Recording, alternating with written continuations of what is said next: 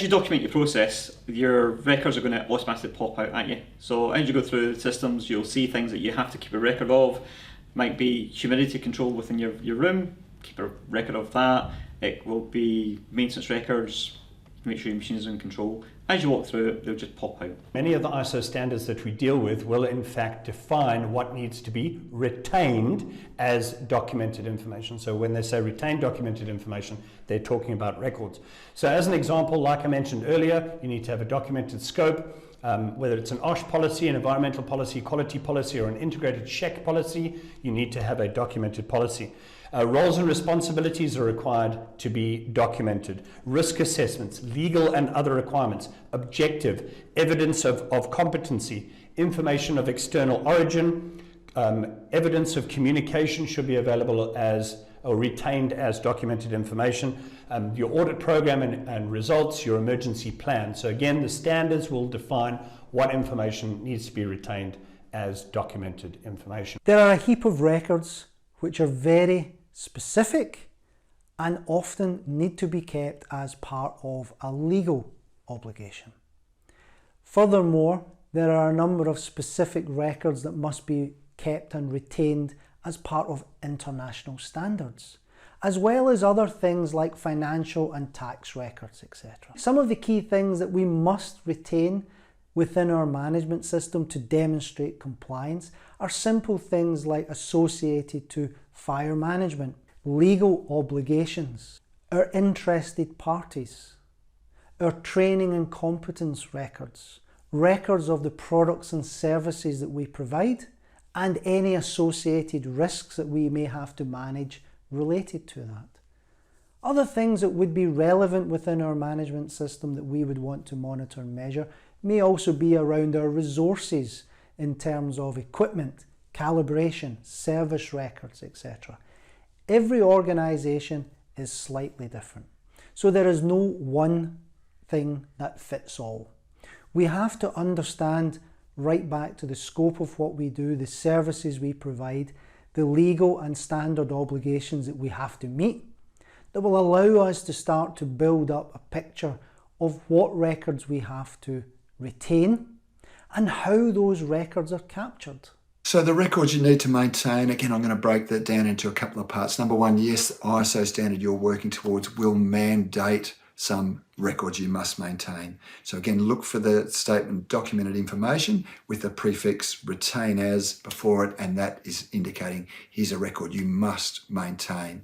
Apart from that, you have a lot of choice. So second consideration would be, obviously from a legal compliance perspective, whether it's around safety or food safety, any other records we're required to keep legally would be very important. Apart from that, as a third step, other records you need to keep, it's really records your business decides are important. They might be important to be able to demonstrate how you've provided your product or service to your customers. They might be important for internal reasons, but in that third category, you have a lot of choice. Some of the kind of process records, or we've been talking about our processes in this video.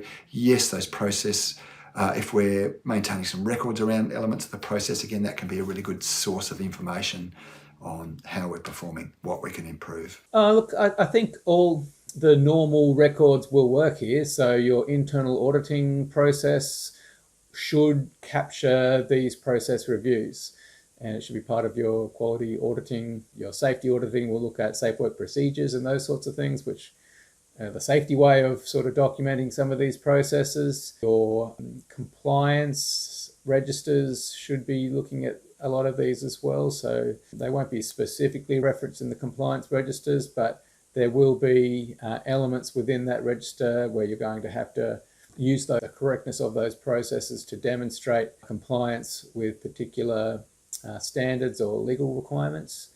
So yeah, that would be the two main ways. And of course, management review. So you might use your management review meeting to be your review process. So where I talked about sort of having those 2 or 3 reviews, that could be in an audit, or they could be done as part of a management review process regularly every few months, for example. In terms of records of maintaining your management system, I think the best way of doing it is I personally like to print it off, go through it, handwrite on it, and serve that as evidence of my review of the management system document itself.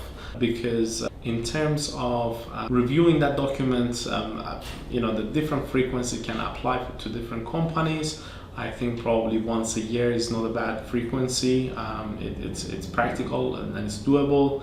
And the main thing is to do it more frequently and not letting it sit down for many years and create a huge project out of that. So reviewing your management system should be agile, should be quick and efficient. Otherwise, you just wouldn't do it. I think once a year, printing it off, going through it, handwrite on it, that serves as the evidence of your management review. Also is the quickest way to update your system online and then maintaining it there. Records should be kept to the extent necessary to prove that your system is running.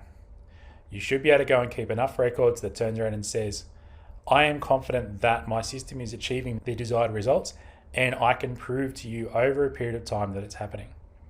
That's really it.